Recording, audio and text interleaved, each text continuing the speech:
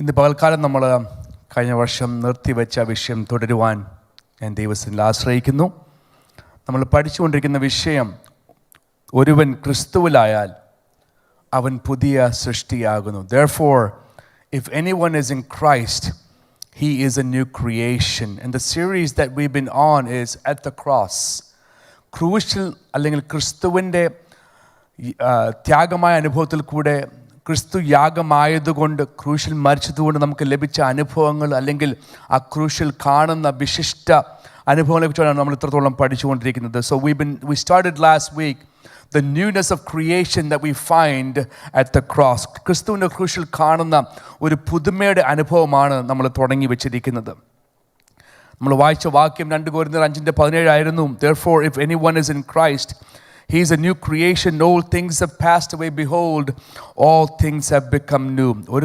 ഒരുവൻ ക്രിസ്തുവിലായാൽ അവൻ പുതിയ സൃഷ്ടിയാകുന്നു. പഴയത് കഴിഞ്ഞതുപോയി, ഇതാ അത് പുതുതായി തീർന്നിരിക്കുന്നു. We looked at, and in comparison or in correlation, we looked at the gospel, the epistle of Romans chapter 11 as well, as Paul speaks to the Gentiles.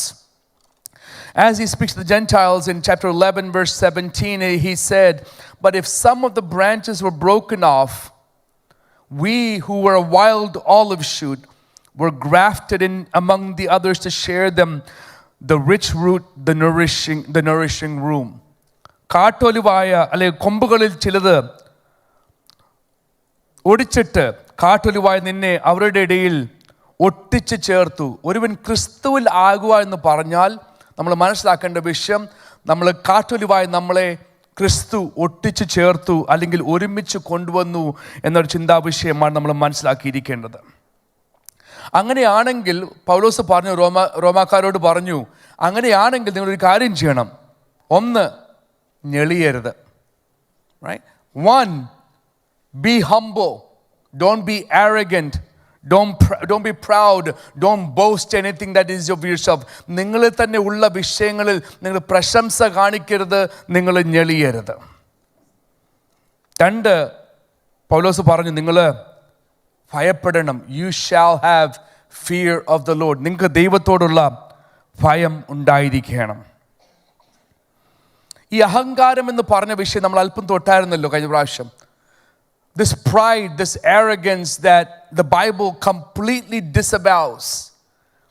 The Lord God has repeatedly said that He does not tolerate pride. ഒരു നിമിഷം പോലും അഹങ്കരിക്കുന്ന ഒരു വ്യക്തിയെ വെച്ചുകൊണ്ടിരിക്കുന്ന അല്ലെങ്കിൽ പുലർത്തുന്ന ഒരു ദൈവമല്ല നമ്മുടെ ദൈവം. കാരണം നമുക്ക് അഹങ്കരിക്കുവാൻ നമ്മളെ തന്നെ ഒന്നുമില്ല. ഞാൻ നമ്മുടെ വാച്ച് നൈറ്റ് സർവീസിന് പറഞ്ഞല്ലോ, ഞാനായിരിക്കുന്നത് കൃപയാൽ ആകുന്നു. What I am is because of the grace of God. നമുക്കാർക്കും ഞാൻ ആകുന്നവൻ ഞാൻ ആകുന്നു എന്ന് പറയാനുള്ള പ്രാഗൽഭ്യമില്ല. കാരണം ഇന്ന് പറഞ്ഞാൽ നാളെ ഇല്ല.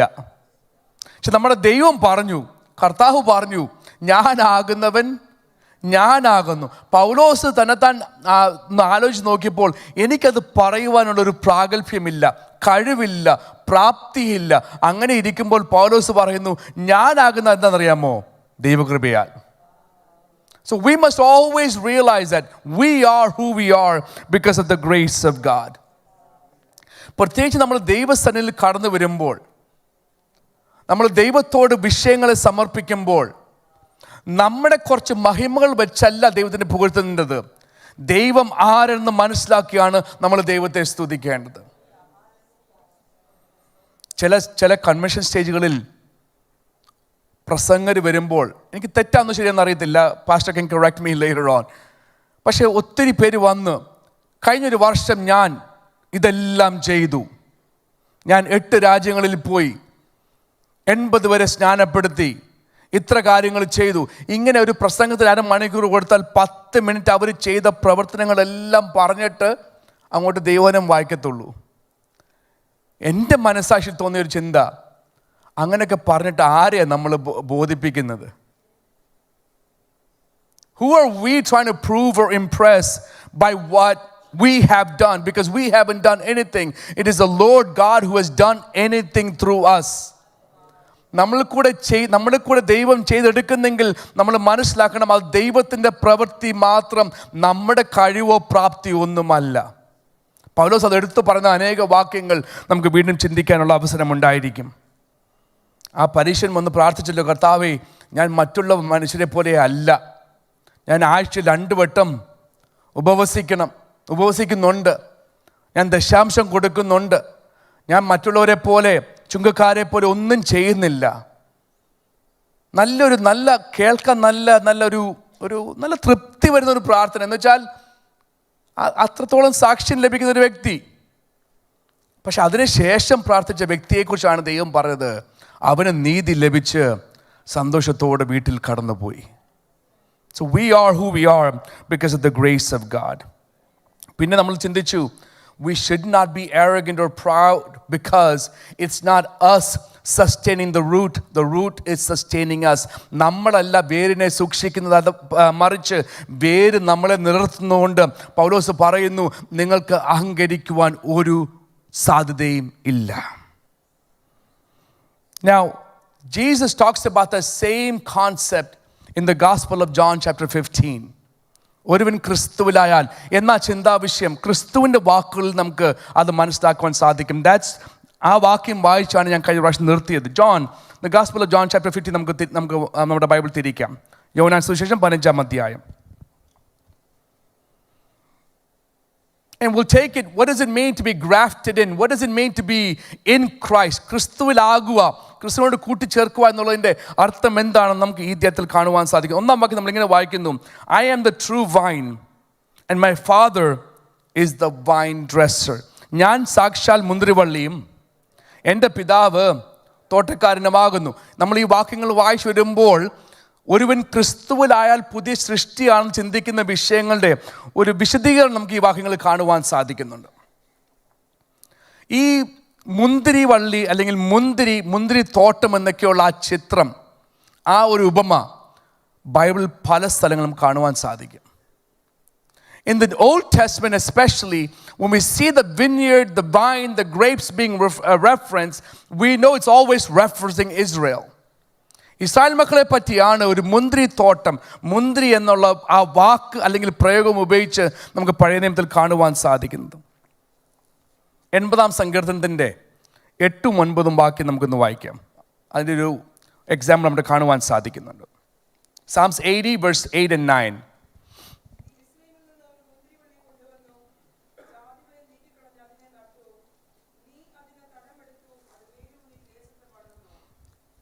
Yes, thank you. You brought us from Egypt like a grapevine. You drove away the pagan nations and transplanted us into your land. അവിടെ നമ്മൾ കാണുന്നു, ദൈവം ഇസ്രായേൽ മക്കളെ എടുത്തുകൊണ്ട് വന്നപ്പോൾ അവരെ ഒരു മുന്തിരി വള്ളിയായിട്ടാണ് അവിടെ ഉപമിച്ചിരിക്കുന്നത് അല്ലെങ്കിൽ സാമീപ്യപ്പെടുത്തിയിരിക്കുന്നത്. Again in the prophecy of Jeremiah, യെരമ്യാ പ്രവാചകന്റെ പുസ്തകത്തിൽ 2-ാം അധ്യായം അതിന്റെ 21-ാം വാക്യം നമുക്കൊന്ന് വായിക്കാം. Jeremiah chapter 2 and verse 21.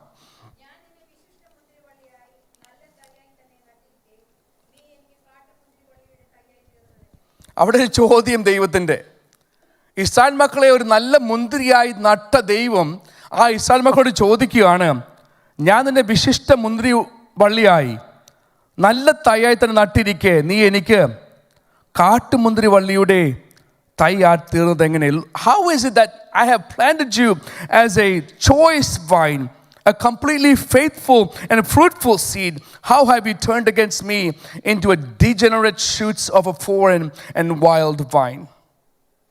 So ഈ മുന്തിരി നമ്മൾ ചിന്തിക്കുമ്പോൾ അല്ലെങ്കിൽ മുന്തിരി വള്ളി എന്ന് നമ്മൾ ചിന്തിക്കുമ്പോൾ ദൈവത്തിൻ്റെ ജനത്തെ വിളിച്ചു പറയുന്ന വിശേഷിപ്പിക്കുന്ന ഒരു പ്രയോഗമായി നമുക്ക് കാണുവാൻ സാധിക്കുന്നുണ്ട്. നമ്മൾ പുതിയ നിയമത്തിൽ വരുമ്പോൾ യേശുക്രിസ്തു മാറ്റേണ്ടി വന്നു. പഴയ നിയമത്തിൽ ഇസ്രായേൽ ആണെങ്കിൽ ആ മുന്തിരിവള്ളിയെങ്കിൽ അവിടെ ഒന്നും നടക്കേണ്ടതുപോലെ നടന്നില്ല.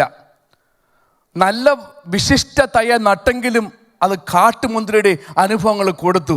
അതുകൊണ്ട് പുതിയ നിയമത്തിൽ വന്നപ്പോൾ ഈ അധ്യായത്തിൽ യേശുക്രിസ്തു പറയുന്നു, ഞാൻ സാക്ഷാൽ മുന്തിരിവള്ളി, I am the true vine.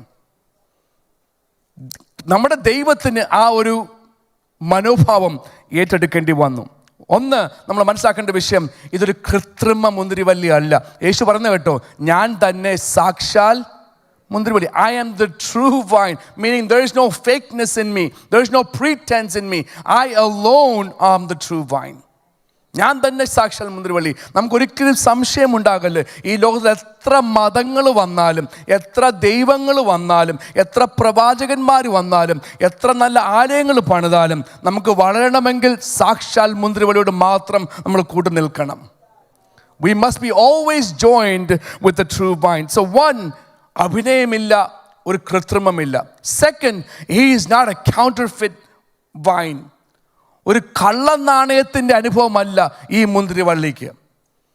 യേശുക്രിസ്തു അത് എടുത്തു പറയുന്നുണ്ട്. യേശുക്രിസ്തു പറഞ്ഞാൽ മതിയായിരുന്നു, ഐ ആം ദ വൈൻ എന്ന് പറഞ്ഞാൽ മതിയായിരുന്നു, ഞാൻ ആ മുന്തിരിവള്ളി എന്ന് പറഞ്ഞാൽ മതിയായിരുന്നു. പക്ഷേ അവരുടെ ആ മനസ്സിനെ ഒന്ന് ഉണർത്തുവാൻ, അവർക്കൊരു ബോധ്യം ഉണ്ടാകുവാൻ യേശുക്രിസ്തു പറയുന്നു, ഞാൻ മാത്രമേ ഉള്ളൂ യഥാർത്ഥമായ മുന്തിരിവള്ളി.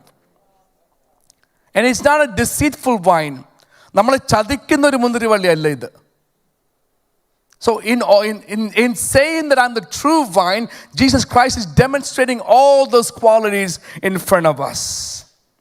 So there should be no doubt that he is the most excellent vine. എന്നുവെച്ചാൽ ഈ പുതിയ നിയമത്തിൽ നമുക്കും ക്രിസ്തുവോടുള്ള ബന്ധത്തെ കാണിക്കുന്ന ഒരു അനുഭവമാണ്, ഒരുവൻ ക്രിസ്തുവിലായാൽ, അല്ലെങ്കിൽ ആ മുന്തിരിവള്ളിയോട് കൂട്ടിച്ചേർക്കുന്ന ഒരു അനുഭവത്തിലാണ് നാം ക്രിസ്തുവിലായാൽ എന്ന് നമ്മളെ കാണിക്കുന്ന വിഷയം.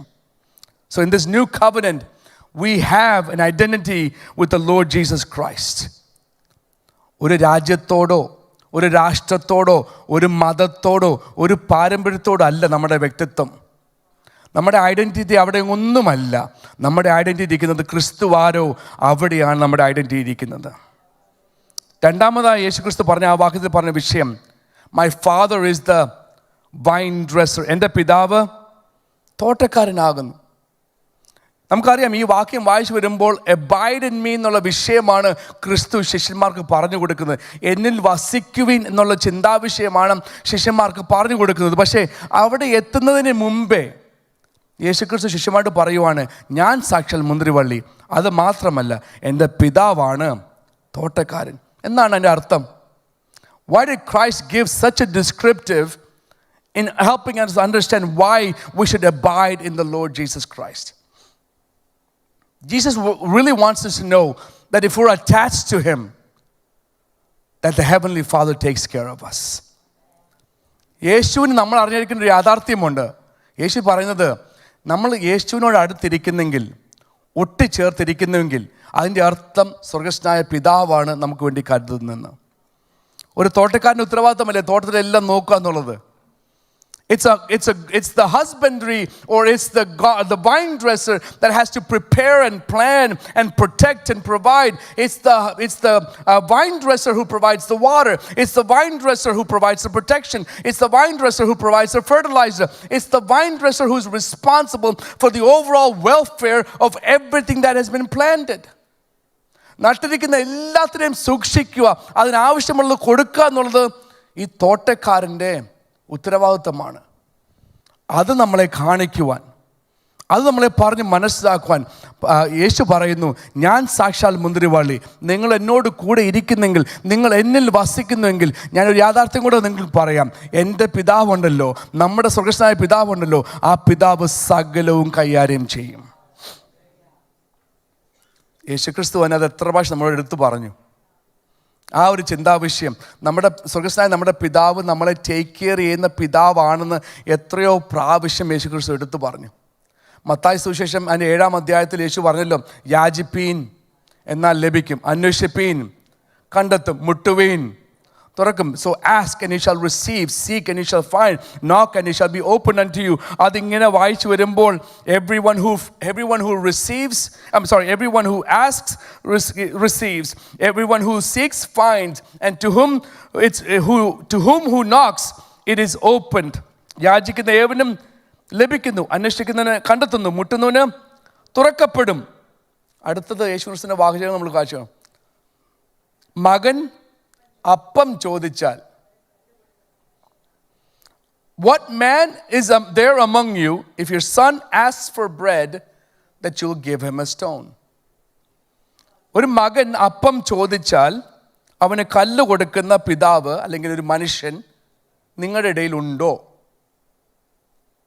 ഓക്കെ, കാരണം യേശുക്രിസ്തു പിതാവിൻ്റെ കരുതലിനെ കുറിച്ച് പറഞ്ഞു വരുവാണ്. അങ്ങനെ ചെയ്യുന്ന ആരിലും ഉണ്ടോ? ഇല്ല.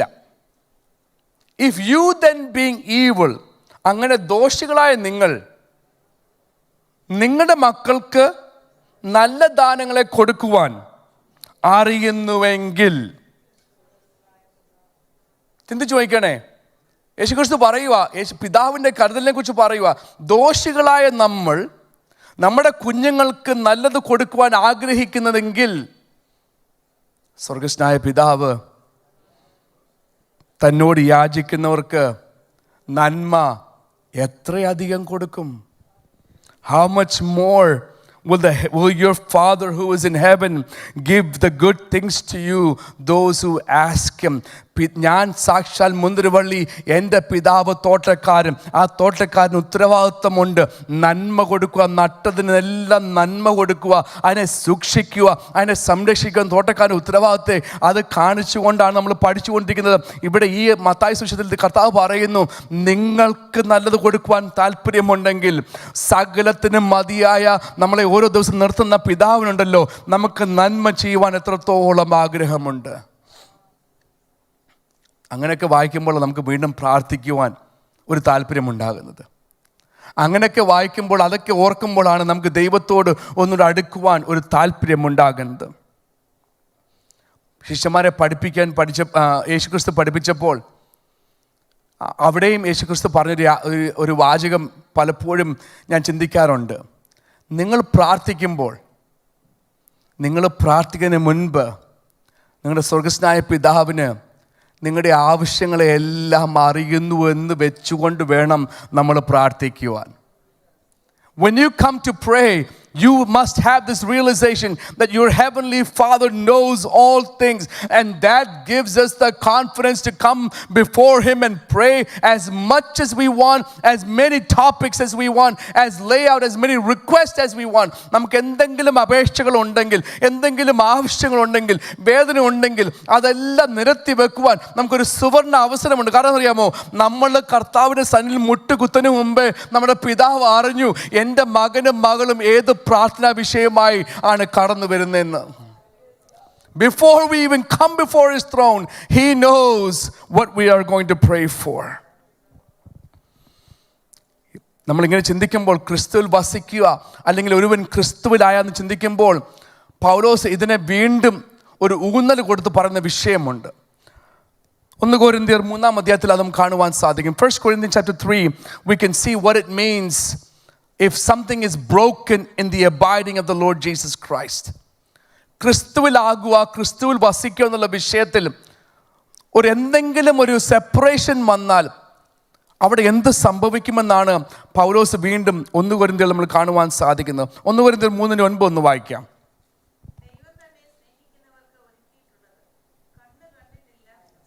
1 Corinthians chapter 3 verse 9.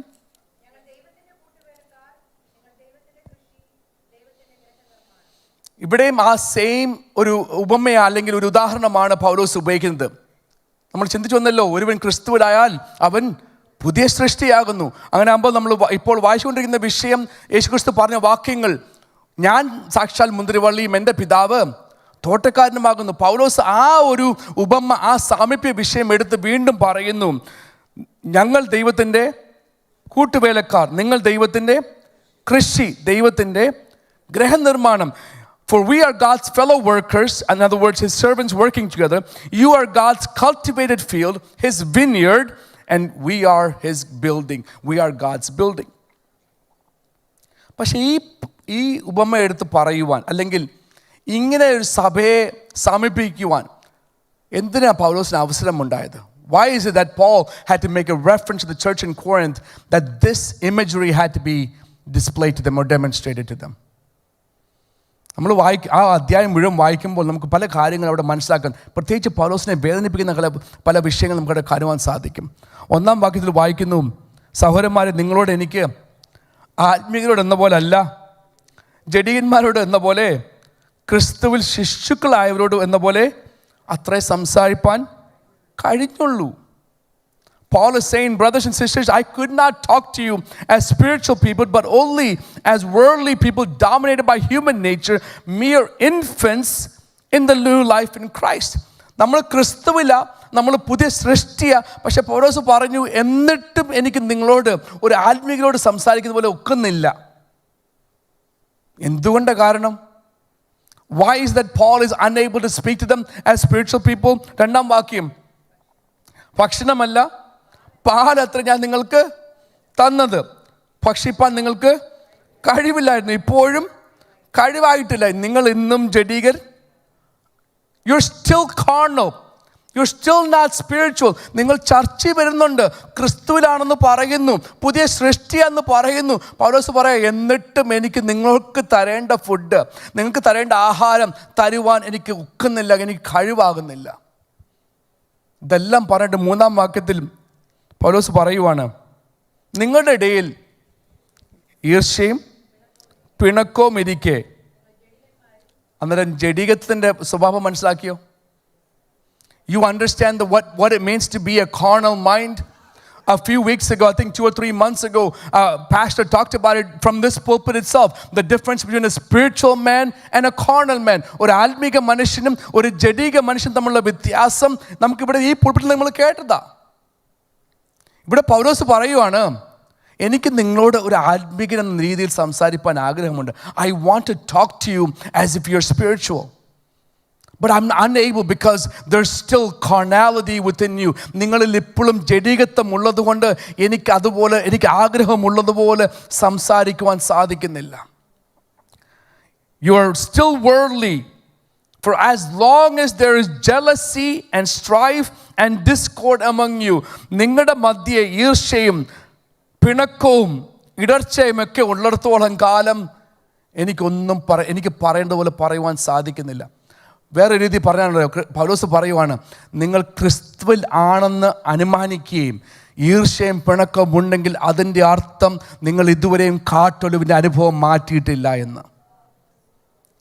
If you are grafted into the Christ, if you're grafted into the true vine, but there is still jealousy and strife and discord within you, that means even though you have been taken from being a wild olive shoot and grafted into the good vine, you still have not gotten rid of the wild olive behaviors that you once had. ഇപ്പോഴും ആ കാട്ടൊലിവിൻ്റെ അനുഭവങ്ങൾ കൊണ്ടാണ് ഇവരിവിടെ സഭയിൽ ഇരിക്കുന്നത്. ഇനിയും ഇങ്ങനെ ഈർഷ്യയും പിണക്കവും ഇടർച്ചയൊക്കെ ഉണ്ടായാൽ എന്ത് സംഭവിക്കും? പ്രത്യേകിച്ച് ഈ കോണ്ടെക്സ്റ്റിൽ, ഈ പശ്ചാത്തലത്തിൽ ഒരു സഭയിൽ ഈർഷ്യയും പിണക്കവും ഇടർച്ച ഉണ്ടായാൽ എന്ത് സംഭവിക്കും? അടുത്ത വാക്യം, 4-ാം വാക്യം, പക്ഷം പിടിക്കും. അന്നേരം പൗലോസ് പറയുവാണ്, നിങ്ങളിൽ ചിലർ പൗലോസിൻ്റെ പക്ഷം, നിങ്ങളിൽ ചിലർ അപ്പല്ലോസിൻ്റെ പക്ഷം, കുറച്ച് ഭാഗം അവിടെയുമുണ്ട് ക്രിസ്തുവിൻ്റെ പക്ഷം. Some of you say you're of Paul. Some of you say you're of Apollos. Some of you say you're of Christ. ഞാൻ പൗലോസിൻ്റെ പക്ഷക്കാരൻ, മറ്റൊരുത്തർ ഞാൻ അപ്പല്ലോസിൻ്റെ പക്ഷക്കാരെന്ന് പറയുമ്പോൾ നിങ്ങൾ ആരാന്നറിയാമോ? സാധാരണ മനുഷ്യർ, എന്ന് വെച്ചാൽ ജഡീകൻ. ഒരു ദൈവസ്ഥനിൽ കടന്നു വന്നു ഒരു സഭയുടെ അംഗമായിരിക്കുമ്പോൾ നമ്മൾ ഗ്രൂപ്പിസം ചെയ്യുന്നെങ്കിൽ പൗലോസ് പറയുന്നു, നിങ്ങൾ ക്രിസ്തുവിലാകേണ്ടതുപോലെ ആയിട്ടില്ല. You have not become who you need to be. You're still demonstrating the wild olive shoot behaviors. നിങ്ങൾ പക്ഷം പിടിച്ചിട്ട് എന്താ കാരണം? പൗലോസിന് ഒരു ചോദ്യമുണ്ട് അവിടെ. എൻ്റെ ഭാഷയെ പറഞ്ഞ, എടാ അല്ല, പൗലോസ് ആരാടാ? അപ്പല്ലോസ് ആരാ? നടുന്നവൻ ആരുമായിരിക്കോട്ടെ, നനയ്ക്കുന്നവൻ ആരുമായിരിക്കോട്ടെ, ഇതിലൊന്നും വലിയ കാര്യമില്ല. നടാൻ കുറച്ച് മെനക്കേട് വേണ്ടി വന്നേക്കാം, നനയ്ക്കാൻ കുറച്ച് സമയം ചെലവഴിച്ചേക്കാം. ഇതൊന്നുമില്ലെങ്കിലും വളർത്തുവാൻ കഴിവുള്ളൊരു ദൈവമുണ്ട്. പൗലോസ് പറയാ, എന്നെ പക്ഷം പിടിച്ചിട്ട് ഒരു പ്രയോജനവുമില്ല, എനിക്ക് നടാനേ അറിയത്തുള്ളൂ. അപ്പൊല്ലോസ് പറയുക, എൻ്റെ പക്ഷം പിടിച്ചിട്ട് ഒരു കാര്യമില്ല, എനിക്ക് നനയ്ക്കാനേ അറിയത്തുള്ളൂ. ഞങ്ങളെക്കാട്ടിലും എല്ലാം മീതെ ഇതിനൊരു വളർച്ച ഉണ്ടാകണമെങ്കിൽ ദൈവം കരുണ കാണിച്ചാലേ ഒക്കത്തുള്ളൂ. ദൈവമക്കളെ, നമ്മൾ ക്രിസ്തുവിലാകുമെന്ന് പറയുന്നെങ്കിൽ നമ്മൾ മനസ്സിലാക്കിക്കൊള്ളാം, ജഡീക സ്വഭാവങ്ങളിൽ നമ്മൾ ഉണ്ടാകുവാൻ നമ്മൾ സമ്മതിക്കരുത്. If we are claiming to be in Christ, If we're claiming to be a new creation, Paul is saying then there must be no jealousy, no strife, and no discord. The moment that sets in, the church becomes a splitting church. സഭ പിളർക്കുന്നതുണ്ടല്ലോ, അഭിപ്രായ വ്യത്യാസമല്ല, അതൊക്കെ സംഭവിച്ചേക്കാം. പക്ഷെ നമ്മളെല്ലാം ഒരേ മുന്തിരിവള്ളി നട്ടിരിക്കുന്ന നമ്മൾ മനസ്സിലാക്കുമ്പോൾ എത്ര അഭിപ്രായ വ്യത്യാസം വന്നാലും സഭ സ്പ്ലിറ്റ് ആകാൻ നമ്മൾ സമ്മതിക്കത്തില്ല. We will not allow relations to be broken. Why? We're all grafted into the same vine. ഒരേ മുന്തിരിവള്ളി നമ്മളെ കൂട്ടിച്ചേർത്തിരിക്കുന്നത് കൊണ്ട് ഒരു സഭയിൽ ഒരു ബന്ധവും വിച്ഛേദിക്കപ്പെടുവാൻ നമ്മൾ സമ്മതിക്കത്തില്ല. കാരണം നമുക്കറിയാം നമ്മളെല്ലാം ഒരു മുന്തിരിവള്ളിയുടെ ഭാഗമാണെന്ന്. You may not agree with everything that I say. My ideas may not be the best. Maybe your idea is the better. Just because I don't like or you don't like my idea doesn't give me the license to break off the relationship. അതുകൊണ്ടാണ് ക്രിസ്തു പറഞ്ഞത്, നമ്മൾ ചിന്തിച്ച വിഷയങ്ങളാണല്ലോ പണ്ട് ദിവസങ്ങളിൽ. 2 കൽപ്പനയാണ് ദൈവം പറഞ്ഞത്. നിന്റെ ദൈവമായ യഹോവയെ പൂർണ്ണ ഹൃദയത്തോടും പൂർണ്ണ മനസ്സോടും പൂർണ്ണ ശക്തിയോടും സ്നേഹിക്കണം. അത് മാത്രമല്ല നിന്റെ അയൽക്കാരനെയും അതുപോലെ തന്നെ സ്നേഹിക്കണം. ഒരു ദൈവസഭയുടെ മർമ്മം എന്ന് പറയുന്നത്, അല്ലെങ്കിൽ വിജയത്തിൻ്റെ രഹസ്യം എന്ന് പറയുന്നത്, ദൈവത്തെ സ്നേഹിക്കുക മാത്രമല്ല അന്യോന്യം സ്നേഹിക്കുവാൻ നമുക്കൊരു മനസ്സുണ്ടാകണം. ഇവിടെ പൗലോസ് പറയുന്നു, ഈർഷ്യയും പിണക്കമൊക്കെ വെച്ചിരുന്നത് കൊണ്ട് ക്രിസ്തുവിലാണെന്ന് പറയുന്നതിൽ വലിയ കാര്യമൊന്നുമില്ല. കാരണം എന്നറിയാമോ, നിങ്ങൾ അങ്ങനെ ചിന്തിക്കുന്നുവെങ്കിൽ, അങ്ങനെ പ്രവർത്തിക്കുന്നുവെങ്കിൽ നിങ്ങൾ വെറും ജഡീകർ, സാധാരണ മനുഷ്യർ തന്നെ. So what happens? Carnality leads to division. ജഡീകത്വം ഒരു ഭിന്നത ഉണ്ടാക്കുന്ന രീതിയിലേക്ക് ഒരു സഭയെ അല്ലെങ്കിൽ ഒരു വ്യക്തിയെ മാറ്റും. So what happened in this church is exactly that. And Paul is asking, if we behave like this, how are we different from anybody else in this world?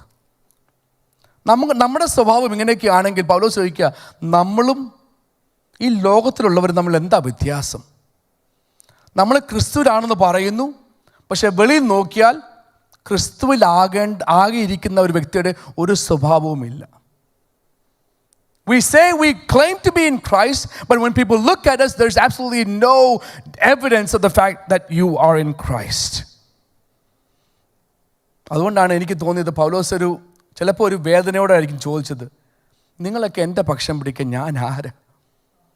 It's a very poignant question. It's a very serious question that we must realize. Who are we to take the sides of somebody else to create a division in the church? ഒരു സഭയിൽ ഒരു പിളർപ്പുണ്ടാക്കുവാൻ, ഒരു ബന്ധങ്ങളെ വിച്ഛേദിക്കപ്പെടുവാൻ, നമ്മളൊരു പക്ഷം പിടിക്കുവാൻ നമുക്ക് ആരാണ് ലൈസൻസ് തന്നിരിക്കുന്നത്? Who has given us the permission to do that? ഞാനൊരു 2 ഉദാഹരണം നിങ്ങളുടെ മുൻപാകെ വെക്കാം. Paul is saying if we're in Christ, we are united as the body of Christ. പൗലോസ് അല്ലെങ്കിൽ വേറൊരു രീതിയിൽ പറയുന്ന വിഷയം, നമ്മൾ ക്രിസ്തുവിലാണെന്ന് അനുമാനിക്കുന്നെങ്കിൽ നമ്മളിൽ എല്ലാവരും ഒരു ഐക്യതയുടെ മനോഭാവം ഉണ്ടായിരിക്കും. And when we are united in the Lord Jesus, when we realize we're grafted into the same vine as everybody else in this room or everybody else who believes in the Lord Jesus Christ, then that unity becomes the greatest strength that we have. നമ്മളെല്ലാം മഞ്ഞുതുള്ളി കണ്ടിട്ടുണ്ടല്ലോ അല്ലേ? You've seen a snowflake. Everybody has seen a snowflake. Maybe not in Florida as much, but I'm sure many of you have seen snowflakes. ഒരു മഞ്ഞുതുള്ളി വീഴുമ്പോൾ നമ്മുടെ കയ്യിലോട്ട് വീണാൽ what happens to that? If a snowflake falls into your hands, you try to catch it as it's falling, what happens? എന്ത് പറ്റും? ഒന്നും പറ്റത്തില്ല.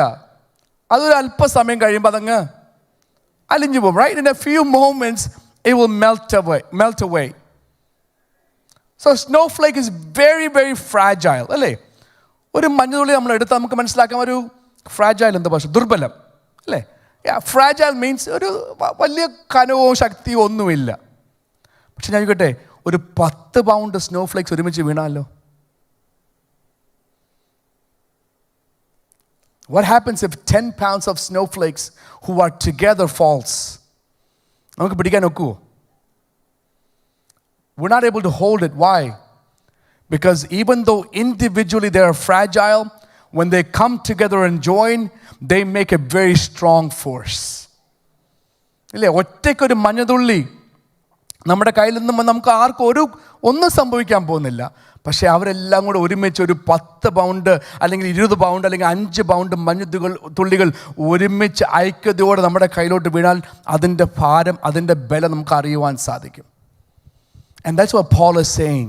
അതാണ് പൗലോസ് പറയുന്നത്, നിങ്ങൾ ഞങ്ങളുടെ പക്ഷമൊന്നും പിടിക്കണ്ട കേട്ടോ, നമ്മളെല്ലാം ഒരു മുന്തിരിവള്ളിയിൽ അംഗമാണെന്ന് പറഞ്ഞാൽ നമ്മളിൽ ഉണ്ടാകുന്ന ഐക്യത ഉണ്ടാകല്ലോ, ആ ഐക്യതയെ നിർത്തുവാൻ, മാറ്റി നിർത്തുവാൻ, എതിർക്കുവാൻ വേറെ ഒരൊറ്റ ശക്തിക്കും സാധിക്കത്തില്ല. Suppose I bring 500 guitars and I give each one a guitar. ഞാൻ 500 ഗിറ്റാർ മേടിച്ചുകൊണ്ട് ഇവിടെ ഇരിക്കുന്ന എല്ലാവർക്കും ഓരോ ഗിറ്റാർ കൊടുക്കാൻ പോവാം. You know the first thing that has to happen?